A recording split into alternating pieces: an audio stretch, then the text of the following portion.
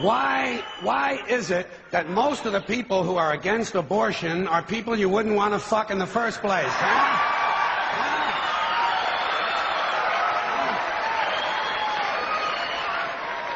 Boy, these conservatives are really something, aren't they? They're all in favor of the unborn. They will do anything for the unborn. But once you're born, you're on your own. Pro-life conservatives are obsessed with the fetus from conception to 9 months. After that, they don't want to know about you. They don't want to hear from you. No nothing. No neonatal care, no daycare, no Head Start, no school lunch, no food stamps, no welfare, no nothing. If you're pre-born, you're fine. If you're preschool, you're fucked. You're fucked. Conservatives don't give a shit about you until you reach military age. Then they think you are just fine, just what they've been looking for. Conservatives want live babies so they can raise them to be dead soldiers. Pro-life. Pro-life. These people aren't pro-life, they're killing doctors. What kind of pro-life is that? What, they'll do anything they can to save a fetus, but if it grows up to be a doctor, they just might have to kill it? They're not pro-life. You know what they are? They're anti-woman. Simple as it gets. Anti-woman. They don't like it. They don't like women. They believe a woman's primary role is to function as a broodmare for the state. Pro-life. You don't see many of these white anti-abortion women volunteering to have any black fetuses transplanted into their uteruses, do you? No, you don't see them adopting a whole lot of crack babies, do you? No, that might be something Christ would do. And you won't see a lot of these pro-life people dousing themselves in kerosene and lighting themselves on fire. You know, morally committed religious people in South Vietnam knew how to stage a goddamn demonstration, didn't they? Huh? They knew how to put on a fucking protest. Light yourself on fire! Come on, you moral crusaders, let's see a little smoke to match that fire in your belly. Here's another question I have. How come when it's us, it's an abortion, and when it's a chicken, it's an omelet?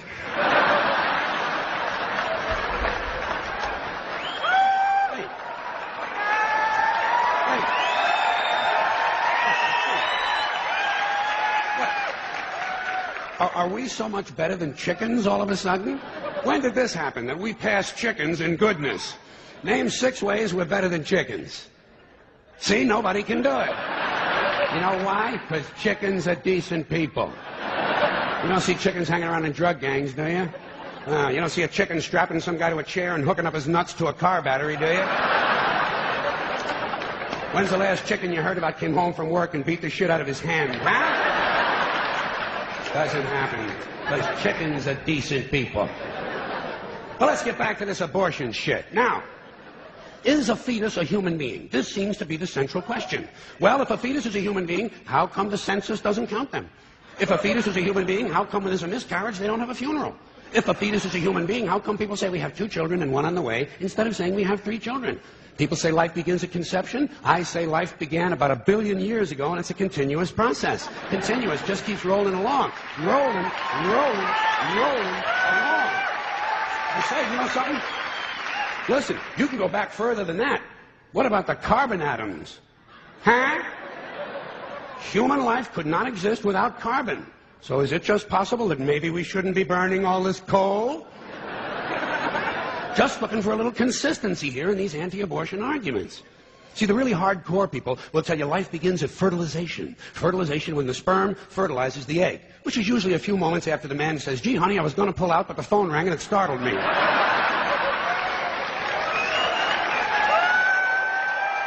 Fertilization.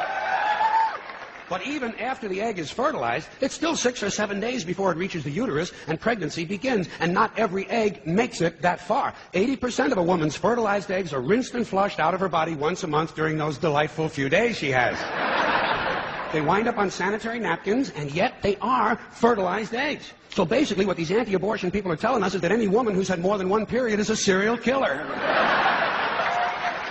Consistency. Consistency. Hey, if they really want to get serious, what about all the sperm that are wasted when the state executes a condemned man and one of these pro-life guys who's watching comes in his pants, huh? Here's a guy standing over there with his jockey shorts full of little Vinnies and Debbies, and nobody's saying a word to the guy. Not every ejaculation deserves a name. Now, speaking of consistency, Catholics, which I was until I reached the age of reason,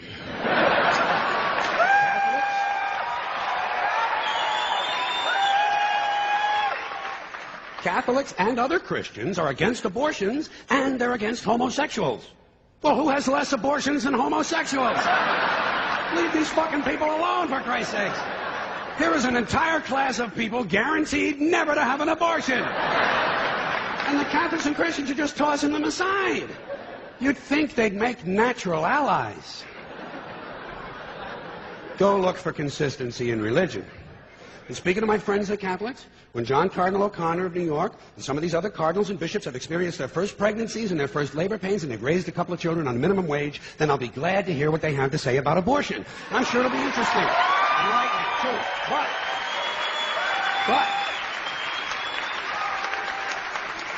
in the meantime, what they ought to be doing is telling these priests who took a vow of chastity to keep their hands off the altar boys. Keep your hands to yourself, Father. You know? When Jesus said, "Suffer the little children, come unto me," that's not what he was talking about.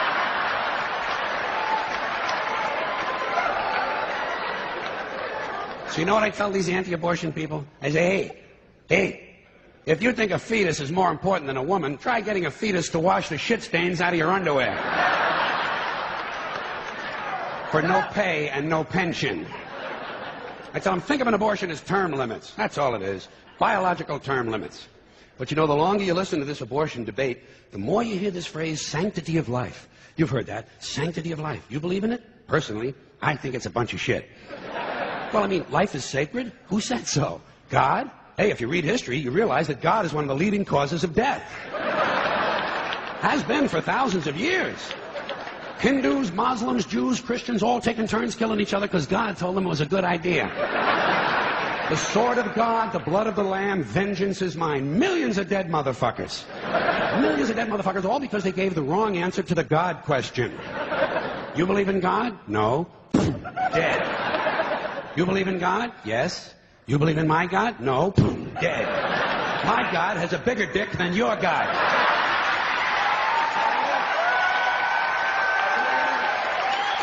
Thousands of years.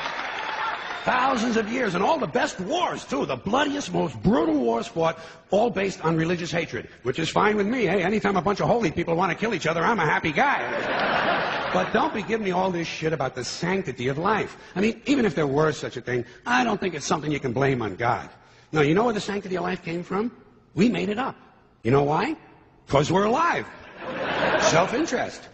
Living people have a strong interest in promoting the idea that somehow life is sacred. You don't see Abbott and Costello running around talking about this shit, do you?